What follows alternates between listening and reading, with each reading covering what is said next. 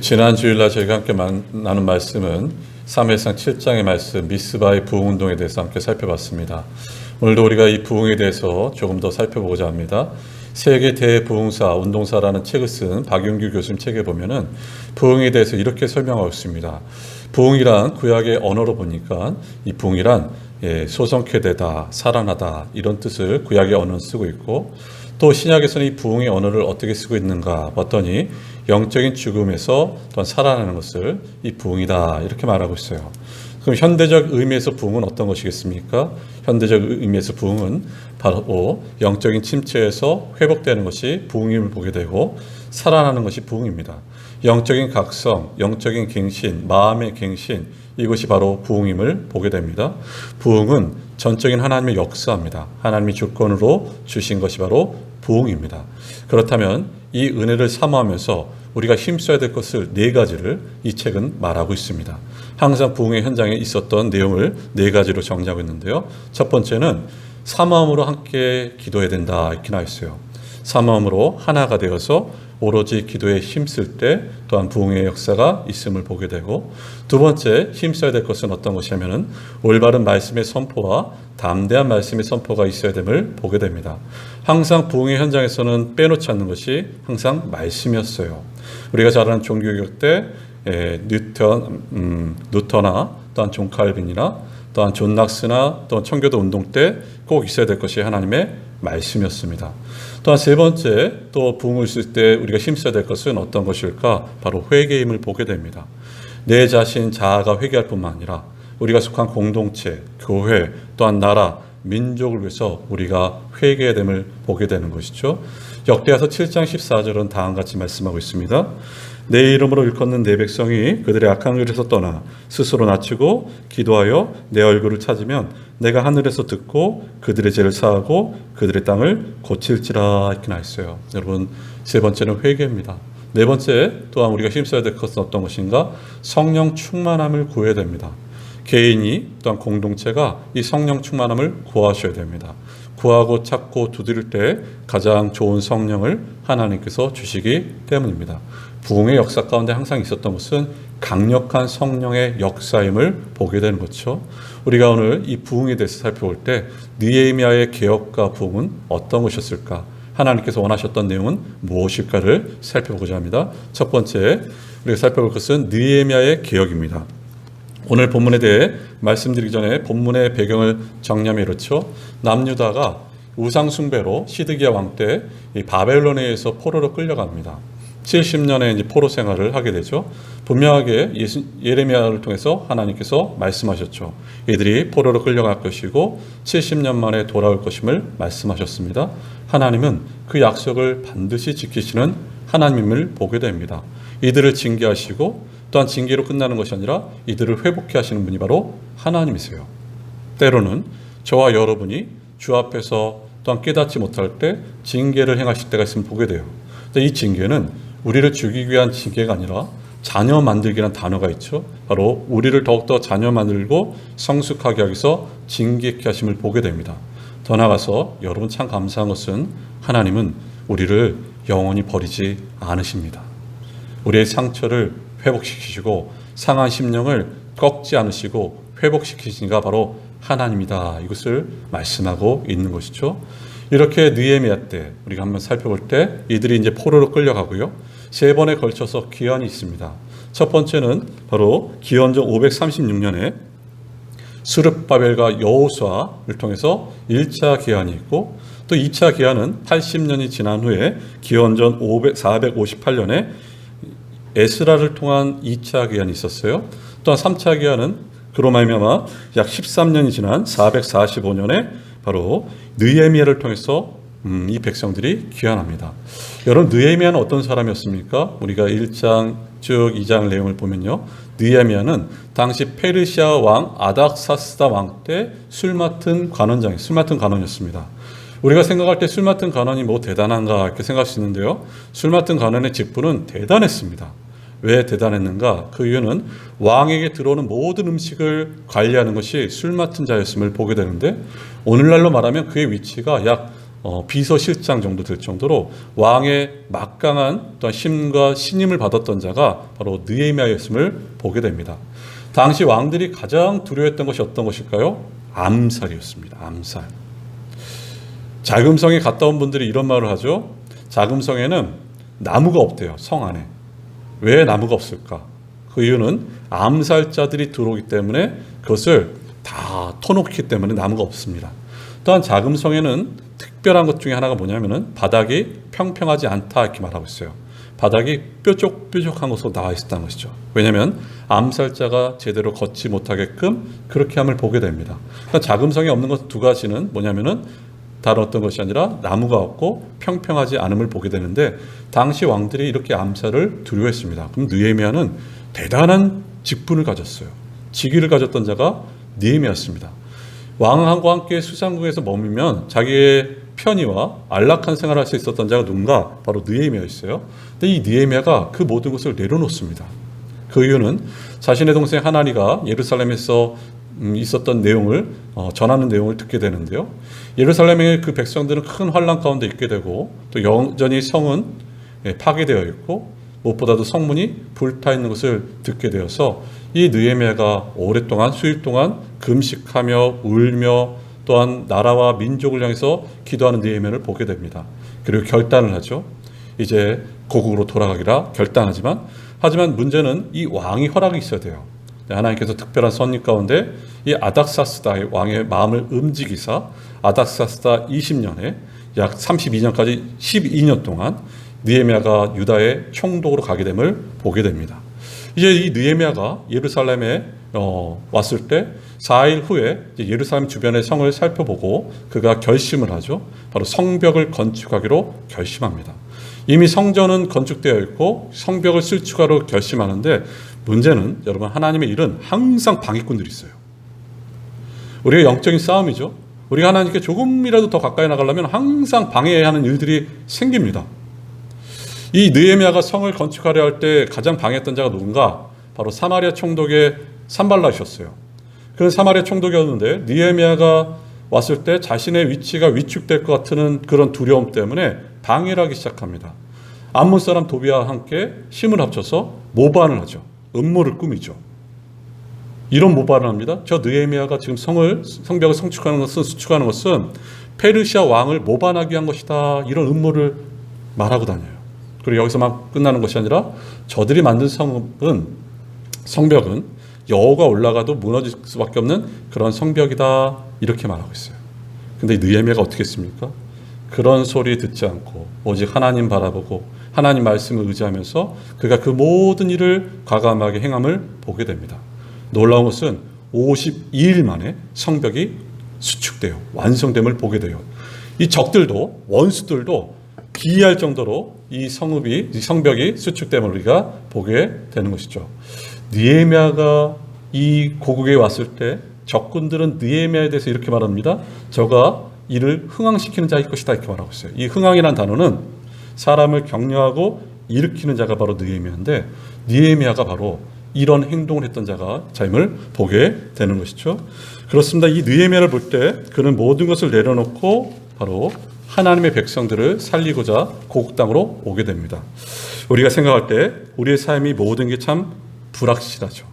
이 불확실함을 확실성으로 인식하고 걸어간 사람이 누군가? 바로 느헤미야임을 보게 됩니다. 여러분, 왜 우리가 불안합니까?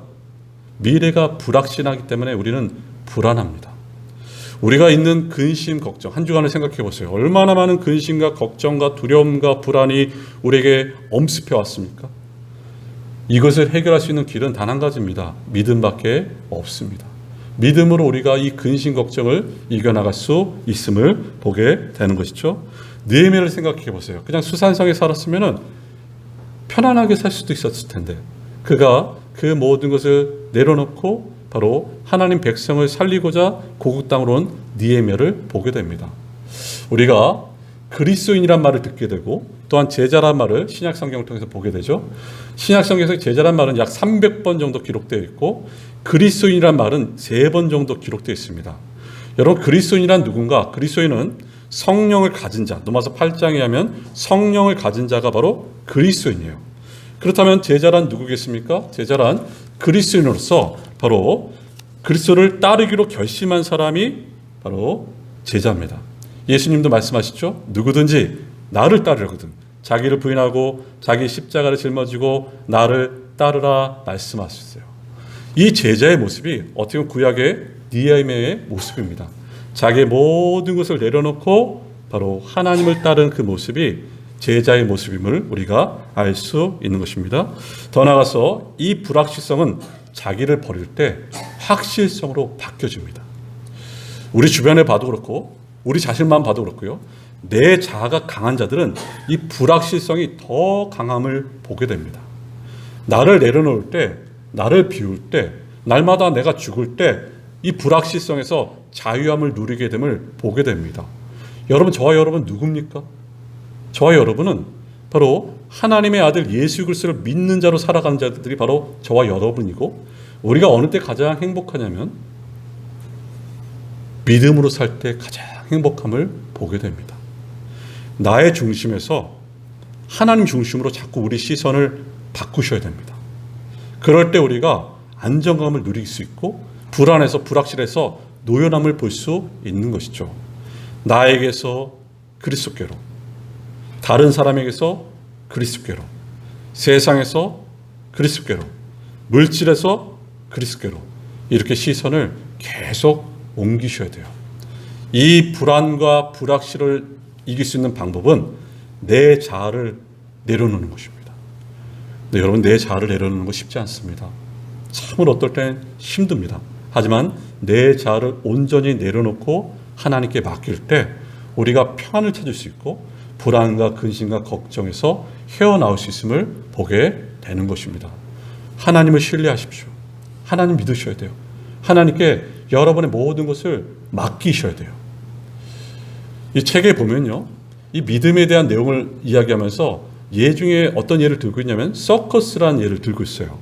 서커스의 가장 하이라이트는 뭐냐면요, 이 공중 그네잖아요. 그래서 서커스의 맨 마지막에 이쪽 사람이 이 그네를 타고 가다 그네를 그래서 손을 탁 놓으면은 저쪽 사람이 확 낚아채 갑니다. 근데 여기 여러분 중요한 법칙이 있대요. 어떤 법칙이냐면 이쪽 사람이 손을 딱 놔두고 공중에 있을 때 힘을 빼야 된대요. 만약에 자신이 힘을 가지고 상대방을 붙잡고자 할 때는 항상 사고가 난답니다.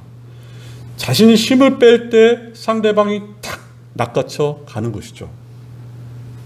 우리 삶 가운데 우리 힘을 빼셔야 돼요. 하나님 앞에 우리 힘을 빼는 것입니다.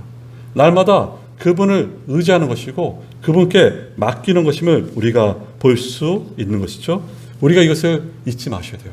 믿음이란 것은 하나님 앞에서 내 힘을 빼는 것입니다. 이 불확실성을 이기기 위해서는 나를 내려놓으셔야 돼요. 여러분. 그분을 믿을 때 우리의 불안에서 이겨나갈 수 있는 것이죠. 이제 이 느헤미야를 보세요. 이 앞장에 보면은 느헤미야가 정말 성벽을 건축했죠. 이미 성전은 건축되어 있고 그리고 모든 것이 안정권에 들어왔습니다. 근데 이것이 다가 아니에요. 느헤미야의 사명은 이 백성들이 영적인 개혁과 부흥이 이 백성들의 일어날 사명임을 보게 되죠. 그래서 두 번째 우리가 살펴볼 것은 말씀의 각성이 일어납니다. 오늘 8장 1절 한번 보실까요? 8장 1절입니다. 제가 읽겠습니다. 이스라엘 자손이 자기들의 성읍에 거주하였더니 일곱째 달에 이르러 모든 백성이 일제히 수문학 강장에 모여 학사 에스라에게 여호와께서 이스라엘에게 명령하신 모세 율법책을 가져오기를 청하매 이렇게 했어요. 여기 눈여겨볼 것은 7월이라는 단어가 있죠. 7월은 유대 원력인데 세 가지 절기가 있습니다. 7월 1일은 나팔절이고 10일은 속죄일이고 또 15일은 그 이후에 일주간 초막절로 지킴을 보게 되는데 이 7월 1일은 우리나라 표현을 하면 1월 1일이에요. 이들이 모였습니다. 근데 이 백성들이 에스라에게 요청을 합니다. 모세 율법을 가져오기를 청한다 이렇게 말하고 있어요. 이 내용을 통해서 우리가 알 수 있는 것은 당시에 이 백성들이 심각한 영적인 기갈 상태에 놓여 있음을 보게 되는 것이죠. 그래서 모세의 율법이라는 것은 모세 오경을 가져오기를 바라는 것입니다. 우리가 정말 삼아야 될 것은 어떤 것일까요? 우리가 날마다 갈급해야 될 것은 다른 어떤 것이 아니라 하나님 말씀에 갈급하셔야 돼요. 더 나아가서 이들은 이렇게 표현되어 있습니다. 2절 말씀 보실까요? 일곱째 초하루에 제사장 에스라가 쓸 율법책을 가지고 회중 앞 곧 남자나 여자나 알아들을 만한 모든 사람 앞에 이르렀다 이렇게 나있어요. 에스라가 백성들 앞에서 율법책을 낭독합니다. 이때 모든 백성이 수문학 강장에 모였어요. 여기 보면 남자나 여자나 어른이나 아이나 그 말을 들을 만한 모든 사람이 그곳에 모였습니다. 왜요? 하나님 말씀을 듣고자 그곳에 모였다는 것이죠. 여기 모든 백성이란 말이 이 8장에만 14번 기록되어 있어요. 그래서 3절 말씀은 또 이렇게 나와 있습니다. 수문장 앞 강장에서 새벽부터 정오까지 남자나 여자나 알아들을 만한 모든 사람 앞에서 읽음에 뭇백성이 그 율법책에 귀를 기울였는데 이렇게 나와 있어요. 여러분 에스라가요 낭독했는데요. 언제부터요? 새벽부터 정오까지 낭독했어요. 그러니까 새벽 6시부터 12시까지 정오까지 6시간을 이 말씀을 낭독합니다. 대단한 일이죠. 근데 여기 또 대단한 일은 뭐냐면 이 백성들이 남자나 여자나 어른이나 아이나 들을 만한 모든 사람들이 6시간을 듣고 있어요. 말씀을. 오늘날은 설교가 30분만 40분만 지나도 사람들이 시계 봅니다. 우리가 정말 영적으로 너무나 무뎌져 있어요. 6시간을 들어요. 근데 하루만 듣지 않았습니다. 이들이 13절 아까 읽은 내용 보면 이렇게 나있어요. 말씀을 듣고자 하여 이튿날에도 모였다 이렇게 나있어요. 그리고 이 집회는 한 달간 이어집니다. 한 달간 6시간 하나님 말씀을 선포하고 하나님 말씀을 듣는 것이에요. 여기에서 개혁과 각성이 일어납니다. 여러분. 부흥은 그냥 일어나지 않습니다. 여러분. 부흥은 항상 하나님 말씀이 선포될 때 그 말씀을 사모할 때 내 영혼이 깨어지고 각성되고 갱신되는 역사가 있게 돼요. 말씀의 사모함에서 부흥이 일어납니다. 여러분. 8절 말씀 보실까요? 8절은 이렇게 나와 있어요.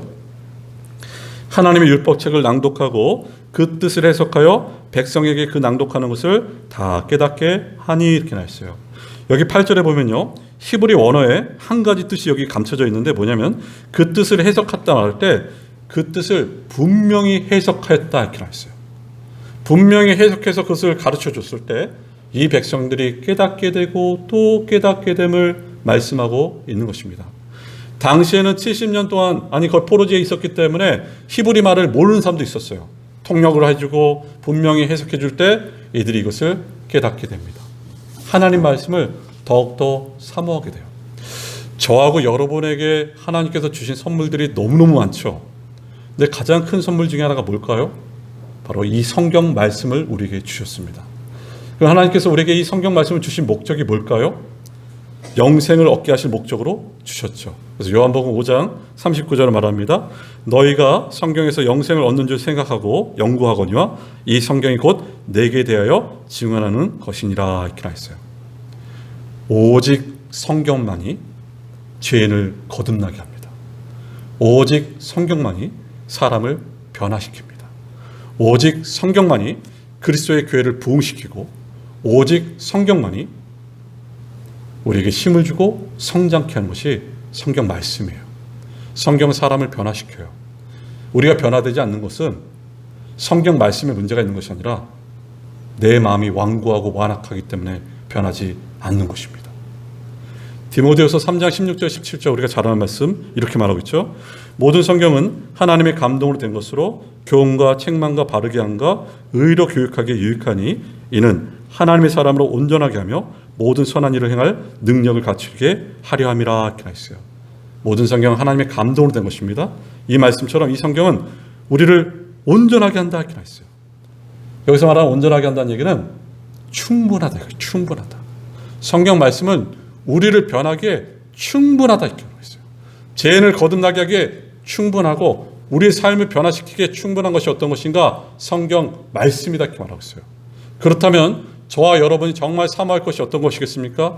오직 사모하고 즐거워야 될 것이 하나님의 말씀입니다. 시편 119편 15절 16절은 이렇게 말하고 있죠. 내가 주의 법도들을 작은 소리로 읊조리며 주의 길들에 주의하며 주의 율례들을 즐거워하며 주의 말씀을 잊지 아니하리라 하리라 이렇게 했어요. 말씀을 묵상하고 말씀을 간직하고 말씀을 즐거워하는 것, 이것이 얼마나 중요한지를 말하고 있는 것이죠. 제가 이번 주에 읽은 책 중에 하나가 이 책이었는데요. 불확실의 시대 오직을 말하다, 이 책인데 참 좋은 책이었습니다. 5가지 종교개혁 때 일어났던 일들을 설명한 내용인데요. 거기 오직 성경을 말하면서 이 목사님이 자신의 교회 얘기를 이렇게 얘기해 주고 있어요. 어떤 내용이냐면 이것입니다. 자신의 교회에 7살짜리 여자아이가 있는데 이 아이가 이제 심장 수술을 받았어요. 근데 수술을 받고 이제 교회에 오게 되고 또 목사님 목양실에 이 아이가 올라왔어요. 그러면서 목사님 물어보죠. 그래, 수술은 잘 받았니? 참 애썼구나 했더니 이 아이가 이렇게 또렷또렷하게 말해요. 목사님, 수술 잘 됐대요. 근데요, 저 앞으로 제가 뛰어다니면 안 된대요. 그리고 계단에 올라가도 안 되고 무거운 짐을 져도 안 된대요. 아주 단호하게 확고한 언어로 이 아이가 말하고 있어요. 그래서 이 아이가 어떻게 이렇게 단호하게 말할 수가 있겠을까요? 그 이유는 의사 선생님이 말한 것을 이 아이가 따르기 때문인 것이고, 또한 생명과 직결되어 있기 때문에 이 아이가 이 말을 들은 것이죠. 그래서 이 목사님이 이렇게 말하고 있어요.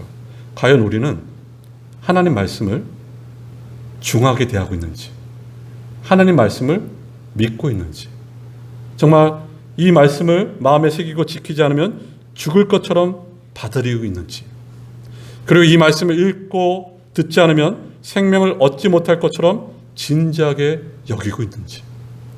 그러면서 자신의 교회 집사님이 이 목사님에게 이렇게 물어봤대요. 목사님, 왜 사람들은, 여러분 의사 선생님 말씀 들어야 돼요. 근데 의사 선생님 말씀은 듣지만 왜 하나님 말씀을 도무지 듣지 않을까요? 의사 선생님 말씀을 들어야 됩니다. 왜냐하면 생명과 직결됐기 때문에. 하지만 더 나아가서 우리 육신과 영혼을 멸하기도 하시고 살리기도 하시는 그 하나님 말씀을 저와 여러분이 들으셔야 됩니다. 생명을 살리는 것이 이 말씀입니다. 우리는 경험합니다. 여러분, 어느 때 불안하시고, 어느 때 걱정되시고, 어느 때 근심되시고, 어느 때 불평이 쏟아나고 원망이 나옵니까? 하나님과 멀어질 때예요. 이 말씀이 내 안에 차 있지 않으면요, 우리 영혼은 반드시 병들게 되어 있습니다. 여러분. 병들면 나오는 특징들이 두려움이에요, 걱정이에요, 불안입니다, 불확실성이에요. 이게 바로 하나님과 멀어졌기 때문입니다. 그렇기 때문에 다윗은 시편 119편 56절에서 이렇게 말하고 있어요. 내 소유는 이것이니 곧 주의 법도들을 지킨 것이니라 이렇게 했어요. 이 표현을 쉽게 말하면 하나님, 나의 재산은 하나님 말씀이 나의 재산이에요. 하나님, 나의 즐거움은 하나님 말씀을 지키는 것이, 법도를 지키는 것이 저의 즐거움입니다. 이렇게 말하고 있어요. 저와 여러분의 재산은 무엇입니까? 저와 여러분이 가장 소중히 여기는 것은 어떤 것입니까? 영적인 각성과 부흥은 시작은 말씀에서부터 시작됩니다. 여러분. 끝으로 세 번째, 이 말씀의 각성이 일어날 때 회개가 일어나요. 우리 말씀 5절 말씀 보실까요? 이들이 낭독을 들었을 때 이 백성들이 어떤 태도로 나오는지 5절 말씀 보겠습니다. 에스라가 모든 백성 위에 서서 그들 목전에 책을 펴니 책을 펼 때 모든 백성이 일어서니라 이렇게 했어요. 에스라가 이 말씀을 펼 때, 책을 펼 때 모든 백성, 아까 말씀드린 것처럼 남자, 여자, 어른, 아이, 들을 만한 모든 사람, 그곳의 모든 사람들이 다 일어나요. 여러분, 일어난 이유가 뭘까요? 하나님을 경외하고 내가 겸손히 이 말씀을 경청하겠습니다, 이런 자세죠. 저는 신앙에는 균형 감각이 있어야 된다고 생각합니다. 하나님은 멀리 계시는 이웃집 아저씨가 아니세요. 하나님은 우리 아버지시고 가까이 계신 분이에요. 우리는 친밀하게 여기셔야 돼요. 하지만 더 나아가서 친밀하게 여기시되 하나님을 경외하셔야 됩니다. 오늘날의 우리들의 문제는 뭐냐면요, 하나님을 경외하면서 너무너무 멀어졌습니다. 하나님을 높이질 않아요. 이들이 다 일어난 이유는 하나님 당신만을 경외하겠고 그 말씀을 청종하겠습니다, 이런 자세죠. 그래서 6절의 말씀 이렇게 나와 있습니다. 에스라가 위대하신 하나님 여호와를 송축하며 모든 백성이 손을 들고 아멘 아멘 하고 응답하고 몸을 굽혀 얼굴을 땅에 대고 여호와께 경배하니라 이렇게 나와 있어요. 에스라가 하나님을 송축해요. 어떻게 송축합니까? 하나님의 위대하심을 송축해요. 때로는 참으로 우리의 삶 가운데 어려움이 찾아올 때가 많죠. 근데 에스라가 이렇게 선포합니다. 하나님의 위대하신, 하나님의 크신 사랑과 크신 능력을 선포할 때 이 백성들이 손을 듭니다. 손을 든다는 것은 우리가 의지할 분은 오직 하나님밖에 없습니다. 이 백성들이 입술을 해서 아멘 아멘 해요. 그렇습니다. 그 말씀은 다 맞습니다. 이렇게 말하고 있어요. 그리고 이들이 말씀처럼 몸을 굽혔다는 것은 항상 경배함을 보게 되는 것이죠. 이들이 말씀을 들을 때 회개가 일어납니다. 9절 말씀 보실까요? 백성이 율법의 말씀을 듣고 다 우는지라 총독 느헤미야와 제사장 겸 학사 에스라와 백성을 가르치는 네일 사람들이 모든 백성에 이르기를 우리는 너희 하나님 여호와의 성일이니 슬퍼하지 말며 울지 말라. 하나님 말씀을 들을 때 이 백성들이 울기 시작합니다. 여러분 왜 울었을까요? 그 이유는 우상 숭배의 죄로 우리가 타국을에 끌려갔구나. 하나님 마음을 아프게 해서 우리가 포로로 끌려갔구나. 우리가 포로로 끌려와서 여전히 고난의 자취가 남은 이유는 바로 우리가 하나님을 버렸기 때문이구나. 우리는 하나님 말씀에 불순종하고 우리는 하나님께 배반했구나. 이것을 깨닫자 이들이 울기 시작해요. 그냥 우는 것을 끝나는 것이 아니라 나중에 살펴보겠지만 회개하며 돌이키는 삶을 살아갑니다. 여러분. 회개라는 것은 말로만 입술로만 회개합니다가 아닙니다. 우리의 삶이 변화되고 바뀌는 것이 회개이고 우리 삶이 하나님으로 향하는 것이 회개인 것이에요. 이게 회개입니다. 오늘날 우리가 잊고 살아가는 것이 뭘까요? 회개입니다. 한 탈북 여성이 설명한 간증의 내용인데요. 근데 이 여성이 이제 우리나라에서 이제 신학을 공부했습니다. 근데 자초지종은 이렇죠. 이분이 저 한경도 청진인가요? 거기에 교수로 있었어요. 교수. 근데 교수로 있었는데 1990년도에 저 북한에 기근이 들어서 먹을 것이 없자 이 여자분이 어떻게 탈북을 했습니다. 탈북. 먹을 것이 없어서. 근데 중국 대련에서 어떤 일이 벌어지냐면요. 공안에 잡혀요. 여러분 공안에 잡히면 북송이 되면요. 어떻게 했습니까? 이 여인이 공안에 잡혔고 크게 두려울 수밖에 없죠. 왜냐하면 고문이 있을 것이고 수치가 있을 것이고 모멸감이 있을 것이고 죽을 수 있기 때문에 이 여인이 크게 두려울 수밖에 없어요. 그리고 자기를 북송시키는 저 간부는 악랄하기로 소문난 자였습니다. 이제 북송한 날 이 간부가 자기를 찾아와서 데려가다가 이 여인을 놓아줬습니다. 기적이 일어났죠. 여인이 풀려났어요. 그리고 이 간부가 자기의 이름으로 놓아줬어요. 이유를 몰랐습니다. 근데 나중에 그 이유를 알게 된 것이죠. 이 악랄한 간부가 그 이전에 어떤 일이 있었냐면은 이 탈북한 청년이 잡혔는데 북송돼서 왔는데 이 청년을 막 때리고 고문하기 시작하는데 이 청년의 입에서 계속해서 예수 그리스도를 전파하는 거예요. 이 청년이 탈북해서 예수님을 만나고 이제 잡혔을 때 예수님을 전파하는 것이죠. 계속해서 맞아도 예수 계속 전하는 것이에요. 그러니까 이 간부가 하도 듣다가 어떻게 했냐면 그 자리에서 총으로 꺼내서 죽여버렸어요. 즉사 총살시켰어요. 그렇게 악랄한 사람이었는데 문제는 여기서부터 시작되죠. 그날 집으로 돌아왔는데 이 간부가 머릿속에 계속해서 이 청년이 했던 말이 생각나는 것이죠. 의에 대해서, 죄에 대해서, 심판에 대해서, 예수님에 대해서 이 간부가 계속 생각난 것이에요. 도저히 버틸 수 없어서 그가 저 밖에 나가서 혼자 울면서 뭔가를 얘기하기 시작했는데 그게 뭐냐면 회개였습니다. 회개. 그가 이 청년을 죽인 것을 회개했어요. 하나님을 모르고 살았던 것 회개했습니다. 여러분 그 청년이 누군지 모르지만 정말 귀하고 대단한 청년이죠. 회개해서 이 사람이 그리스도인이 되고 나서 이 사람이 한 일은 뭔가 바로 사람들을 한 명씩 한 명씩 다 풀어주는 역할을 이 사람이 하기 시작한 것이에요. 이게 회개입니다. 여러분. 회개라는 것은 우리 삶이 바뀌는 것이죠.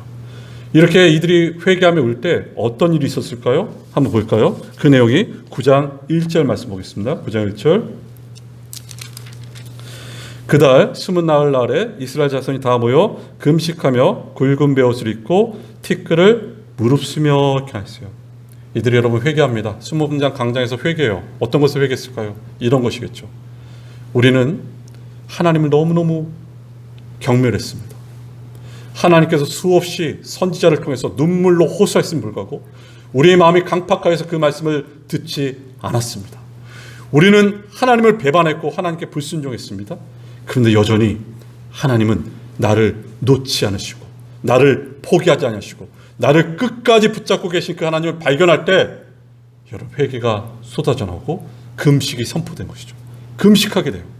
육신의 필요보다 영적인 필요를 더 갈급하게 되고 하나님을 찾고자 하는 그 갈망이 이들에게 생기기 시작하죠. 그 나타난 현상이 뭐겠습니까? 3절 말씀 보세요. 3절 이렇게 나있죠. 9장 3절입니다. 이날에 낮 4분의 1은 그 자리에 서서 그들이 하나님 여호와의 율법책을 낭독하고 낮 4분의 1은 죄를 자복하며 그들이 하나님 여호와께 경배하였다 이렇게 나있어요. 낮 4분의 1, 3시간은 계속해서 하나님 말씀 듣고 낮 4분의 1, 이 3시간은 또 하나님 말씀을 듣고 기도하며 자복하며 회개하는 역사들이 일어난 것이죠. 4절 이후에서도 이들이 크게 울기 시작하고 그리고 5절 이후에서도 38절까지 하나님을 찬양하고 하나님께서 애굽에서 이들을 건져내시고 광야 생활, 사사기 시절, 왕정 시절 그 모든 것을 회상하면서 주여 우리가 주님께 범죄하였나이도 하고 회개하며 나오는 것이 이들의 심령들이었습니다. 그리고 이들이 선포하기 시작해요. 뭐라고 선포했을까요? 오직 주는 여호와십니다. 오직 하나님만이 우리 아버지입니다. 이렇게 말하고 있어요. 하나님이십니다. 이게 바로 회개의 결과죠, 여러분. 저와 여러분이 이런 삶을 더욱더 살길 바랍니다. 하나님으로 만족하고 하나님을 자족하고 하나님만이 우리 아버지시죠. 이런 거국적 민족적 회개가 이들에게 일어났는데요. 끝으로 우리나라에서도 이런 민족적 회개가 일어났습니다. 저 고신대학 역사학과 교수님이셨던 지금 은퇴하셨는데 이상규 교수님이 우리나라 역사학적으로 민족적 회개가 일어날 때 우리 잘 아는 평양 대붕을 그의 책에서 이렇게 소개하고 있습니다.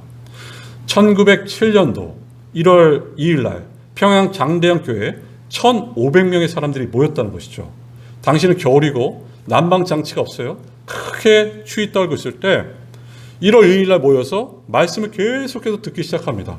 1월 14일 날 말씀을 듣다가 영적인 각성들이 일어나게 되고 이 길선주 당시 전도사님이 다음과 같이 회개하기 시작해요.